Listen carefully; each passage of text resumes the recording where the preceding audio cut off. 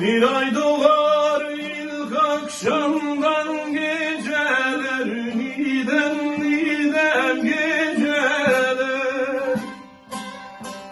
Şapkı vurur pencereden, bacadan dağlar kışımı, yolcu üşümüş rahatsız edenler.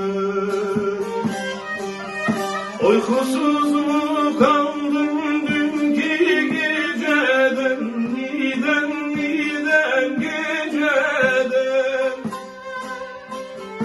Uyan uyan yar sineme sar beni, dağlar kışımı, yolcu